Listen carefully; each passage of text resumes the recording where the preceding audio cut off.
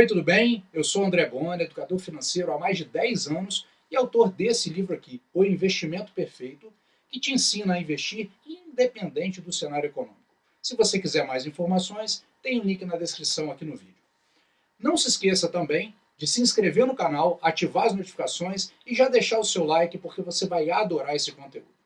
Já que a gente está falando aqui nos últimos vídeos sobre a visão estratégica que o investidor deve ter na tomada de decisão, é muito importante também que você fique alerta para algumas armadilhas que todo investidor acaba mais cedo ou mais tarde enfrentando. Então eu não quero que você enfrente, então eu vou, na verdade, já tentar antecipar para que você, quando se deparar com isso, reconheça essas armadilhas e tente sair fora delas o mais rápido possível, beleza?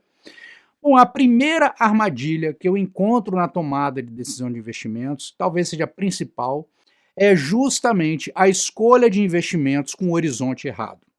É aquilo que o investidor escolhe ações porque ele quer ganhar dinheiro em um mês. Não existe. É aquilo que ele faz o investimento no Tesouro IPCA de 20 anos, quando ele, na verdade, vai precisar do dinheiro no ano que vem. Então, nada disso faz sentido e toda vez que isso acontece é comprar um título pré-fixado de 5 anos, mas ele quer pagar uma viagem em 6 meses. Então, basicamente, esse erro traz para o investidor muito mais riscos do que o próprio investimento tem o seu risco natural.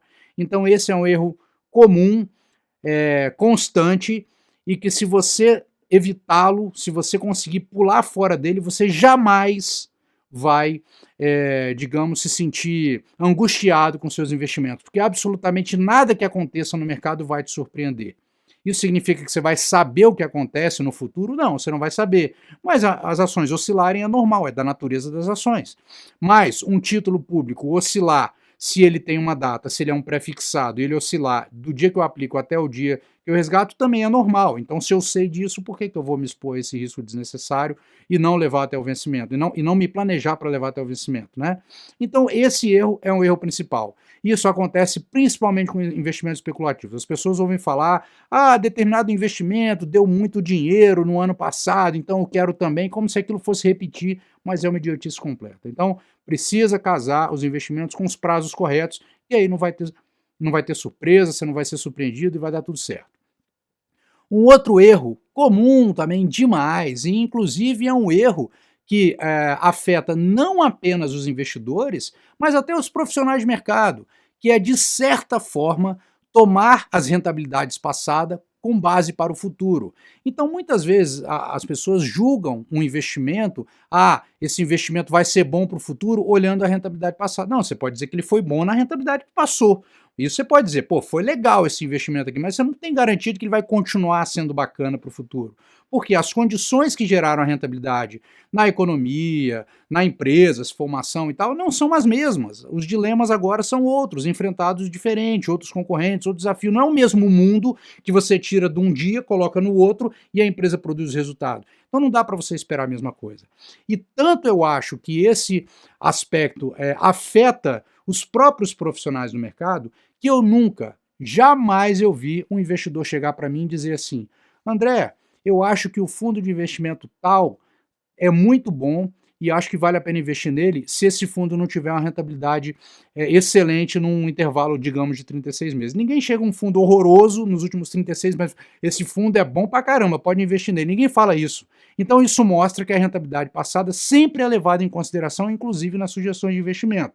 Isso não tem nada de errado nisso, é um viés. É aquilo que a gente já falou no aspecto comportamental. Mas é bom a gente ter ciência e não se deixar levar por isso. Porque quando a gente não tem nenhuma base do conhecimento sobre investimentos, a gente fatalmente vai ser levado pela rentabilidade passada.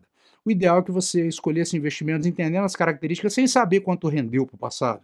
Se você entende as características, você sabe o que você deve esperar dele. Perfeito?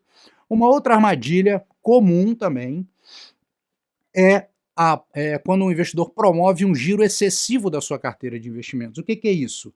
É quando o investidor fica trocando muito de investimento. Gente, se você troca excessivamente os seus investimentos, as instituições financeiras vão adorar, porque você vai pagar taxa operacional toda hora. O governo vai adorar, porque ele vai recolher imposto com frequência de você, mas você vai ser o único que vai perder nessa história, ou ganhar menos. Então, não seja ingênuo. Tente ter uma estratégia de longo prazo, fazer as suas posições e evitar custos desnecessários de qualquer maneira. Tente evitar isso. O que eu não estou dizendo é que você não deva reformular os seus investimentos de tempo em tempo, fazer uma análise reflexiva se aquilo continua fazendo sentido ou não para você, se você tem ações, reavaliar os fundamentos, isso sim você deve fazer de tempos em tempos.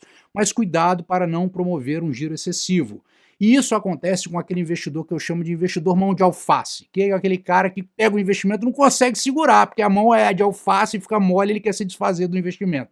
Então, por quê? Ah, deram um espirro no Congresso, preciso vender tudo e comprar tudo de novo. Cara, desculpa, se você for fazer um planejamento desse jeito, isso não é planejamento de nada. Então, para evitar isso, planejamento de longo prazo, estratégia de longo prazo e escolher os investimentos adequadamente. Depois, deixa o tempo fazer o seu papel e os juros compostos também.